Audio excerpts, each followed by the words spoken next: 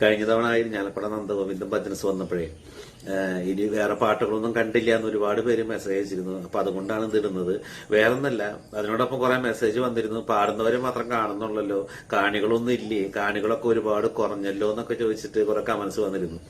അപ്പോ കാണികളില്ലാതെ ഒന്നല്ല, stage full കാഴ്ചക്കാരും കാണികളും തന്നെയായിരുന്നു. ഈ പാട്ടില് ഞാന് കാണികൾക്കാണ് പ്രാധാന്യം കൊടുത്തിരിക്കുന്നത്. സംഗീതാസ്വാദകരുടെ ശബ്ദത്തിനാണ് ഈ പാട്ടിൽ പ്രാധാന്യം കേട്ടോ. ഉയർന്നു വരുന്ന ഏതൊരാൾക്കും എതിരാളികൾ ഉണ്ടാവും എന്ന് പറഞ്ഞ പോലെ ഇവരെ കുറിച്ചും ഒരുപാട് ആരോപണങ്ങളൊക്കെ വന്നിരുന്നു. പക്ഷെ നിങ്ങളൊരു കാര്യം മനസ്സിലാക്കുക, ഈ ഭജന എന്നൊക്കെ പറയുന്നത് ഒരു തപസ്യാണ്. അത് ഈ ഒരു രൂപത്തിലാക്കാനായിട്ട് ഒരുപാട് അവര് കഷ്ടപ്പെട്ടിട്ടുണ്ടാവും.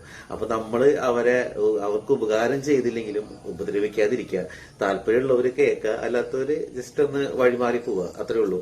പിന്നെ ഇവരുടെ പ്രത്യേകത എന്ന് പറഞ്ഞു കഴിഞ്ഞാൽ ഓരോ പാട്ടും അവർ ഉൾക്കൊണ്ടുകൊണ്ട് തന്നെയാണ് പാടുന്നത്. അല്ല, ആ പാട്ട് അവർ മനസ്സിലേക്ക് ആവാഹിച്ച് എടുത്തിട്ട് തന്നെയാണ് പാടുന്നത്.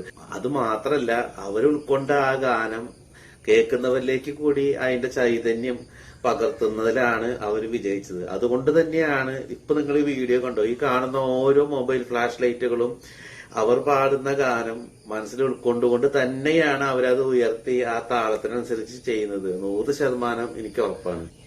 ആസ്വാദകരാണ് ഏതൊരു പാട്ടുകാരുടെയും ശക്തി, അല്ലെ? പാട്ട് പാടുന്നത് കേൾക്കാൻ ആൾക്കാരില്ല എന്നുണ്ടെന്നുണ്ടെങ്കിൽ പിന്നെ അവർക്ക് ഒരു നിലനിൽപ്പില്ല. അപ്പൊ ഞാൻ വീണ്ടും എടുത്ത് പറയുന്നു, ഈ വീഡിയോയിൽ ആസ്വാദകർക്കാണ് പ്രാധാന്യം. അപ്പൊ അതുകൊണ്ട് തന്നെ സ്റ്റേജിൽ പാടുന്ന ശബ്ദം കുറച്ച് കുറവായിരിക്കാം. കാരണം നമ്മൾ പാടുന്നതാണ് കൂടുതൽ റെക്കോർഡ് ചെയ്തിട്ടുള്ളത്. അതുപോലെ കഴിഞ്ഞ തവണ ഇട്ട പാട്ടില് ആ ശ്രീ മഹാദേവന്റെ പാട്ട് പാടുന്ന ചെറിയൊരു പോർഷനിൽ കോപ്പിറൈറ്റ് വന്നിട്ടുണ്ട്. അപ്പൊ ആ ഭാഗം യൂട്യൂബ് തന്നെ എറേസ് ചെയ്ത് കളഞ്ഞിട്ടുണ്ട്. ആ പാട്ട് ശബ്ദം കേൾക്കില്ല എന്ന് വെച്ച് കാണാതിരിക്കരുത്. കുറച്ച് ഭാഗത്തെ പോയിട്ടുള്ളൂ. അത് എന്റെ മിസ്റ്റേക്ക് അല്ല, അവര് കോപ്പിറൈറ്റ് വന്നിട്ട് അവര് തന്നെ മാച്ച് കളഞ്ഞിട്ടുള്ളതാണ് കേട്ടോ. ഈ പാട്ടിന്റെ പ്രത്യേകത എന്താണെന്നുണ്ടെങ്കിൽ നീല നീല മലയിലൂടെ തുടങ്ങി സാമവേദത്തിലെത്തി നിൽക്കാണ് കേട്ടാ. നീല നീല നീല മലയിൽ സ്വാമിയെ മഞ്ഞണിഞ്ഞ മാമലയിൽ അയ്യപ്പോ സാമവേദം നാവിലുണർത്തിയ സ്വാമിയെ എന്നെ സ്വരപൂജാമലരാക്കി തീർക്കണേ. അപ്പൊ ഇതിന്റെ മനോഹാരിത നിങ്ങളൊന്ന് കാണാൻ കമന്റ് ചെയ്യട്ടെ.